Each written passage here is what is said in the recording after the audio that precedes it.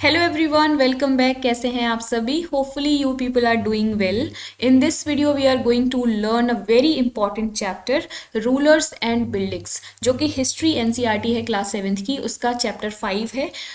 काफ़ी important chapter है आपके एग्जामिनेशन के पॉइंट ऑफ व्यू से। इसका पार्ट 1 हम कवर कर चुके हैं, जिसमें सल्तनत पीरियड के आर्किटेक्चर की हमने चर्चा की थी। समझा था कि सल्तनत पीरियड में इंपॉर्टेंट कौन कौन से फीचर्स थे आर्किटेक्चर के, जिसमें डोम्स के बारे में पढ़ा था, आर्कुएट स्टाइल ऑफ आर्किटेक्चर के बारे में पढ़ा, और डिफरेंट डिफरेंट एग्जाम्पल्स देखे थे हमने आर्किटेक्चर के। इस वीडियो में हम मुगल पीरियड के बारे में समझेंगे, मुगल आर्किटेक्चर के बारे में कि कौन कौन से इंपॉर्टेंट फीचर्स रहे हैं मुगल आर्किटेक्चर के।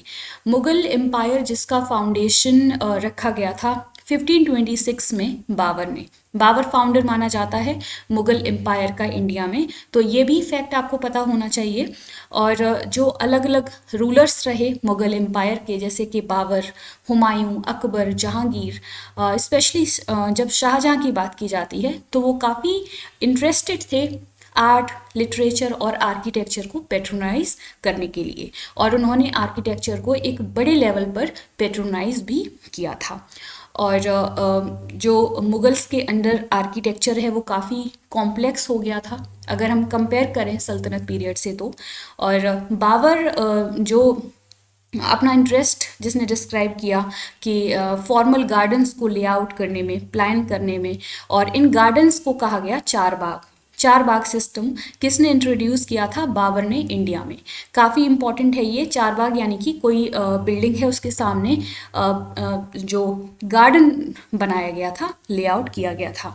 और कुछ इम्पॉर्टेंट ब्यूटीफुल चार बाग्स कंस्ट्रक्ट किए गए जहांगीर के द्वारा, शाहजहां के द्वारा। कहाँ पर? कश्मीर में, आगरा में एंड दिल्ली में।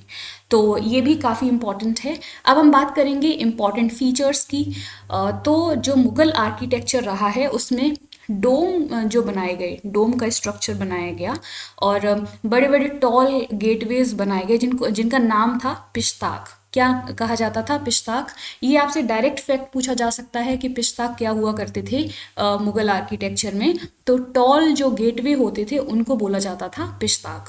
और हुमायूं के का जो टॉम्ब था उसमें पहली बार इनको देखा गया है, दोनों ही स्टाइल्स को, डोम को और पिश्ताक को।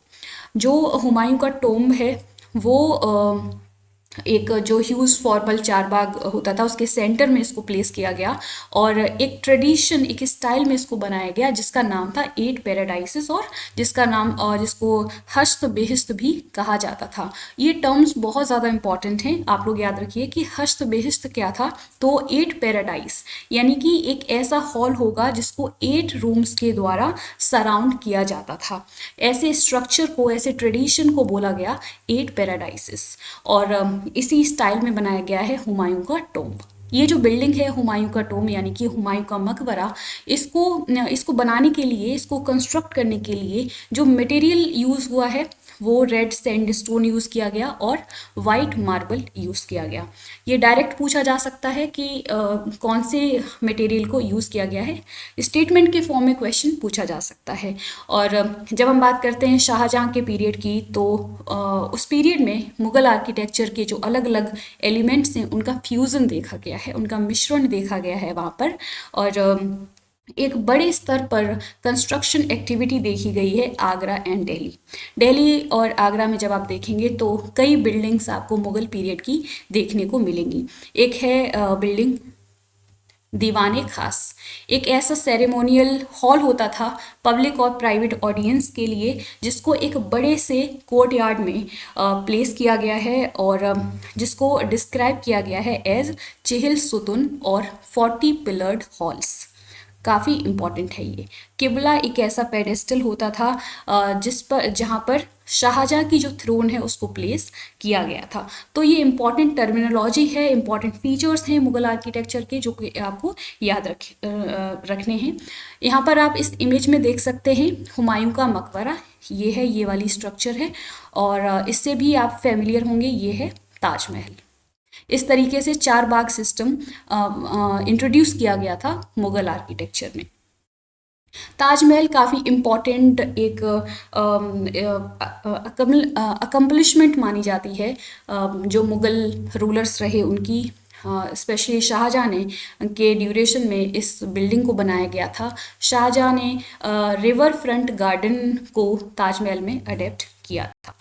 अब हम बात करेंगे रीजन एंड एम्पायर की। जैसे जैसे 8th से 18th सेंचुरी की तरफ कंस्ट्रक्शन एक्टिविटी बढ़ी, वैसे वैसे अलग अलग रीजन्स में आइडियाज़ का शेयर करना भी बढ़ा। आइडियाज़ शेयर किए जाने लगे आर्किटेक्चर से रिलेटेड, अलग अलग ट्रेडिशंस को, स्टाइल्स को शेयर किया जाने लगा।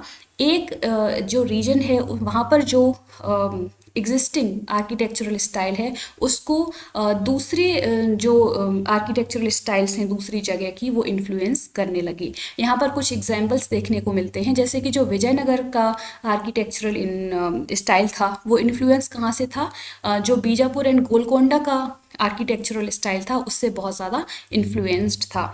इसके अलावा हम ये भी देखेंगे कि फ़तेहपुर सीकरी में कई ऐसी बिल्डिंग्स हैं जहाँ पर Gujarat and Malwa architectural styles का इन्फ्लुएंस देखने को मिलता है। तो आइडियाज़ का शेयर करना भी यहाँ पर शुरू हो चुका था। मुगल्स का जब डिक्लाइन हुआ तो उसके बाद जो उनके आर्किटेक्चरल स्टाइल्स थे वो काफ़ी लॉन्ग टाइम तक यूज़ किए जाते रहे कॉन्स्टेंटली उनके डिक्लाइन के बाद भी, और जो आगे रूलर्स आए, अलग अलग डायनेस्टीज़ आई, उनके द्वारा उनको अडॉप्ट किया गया। तो काफ़ी इम्पॉर्टेंट है ये चैप्टर आर्किटेक्चर से रिलेटेड। आई होप कि आपको ये समझ में आया होगा कि सल्तनत पीरियड में और जो मुग़ल पीरियड है उसमें आर्किटेक्चरल स्टाइल कैसा था और कौन कौन से नए फीचर्स को इंट्रोड्यूस किया गया था।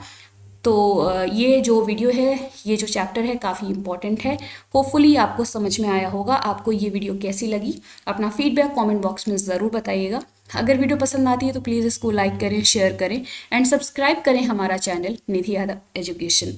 मिलते हैं अगले वीडियो में विद अदर इम्पॉर्टेंट चैप्टर, जो कि हमारा नेक्स्ट चैप्टर होने वाला है चैप्टर 6, जिसको हम समझेंगे नेक्स्ट वीडियो में। मिलते हैं अगले वीडियो में। Thank you.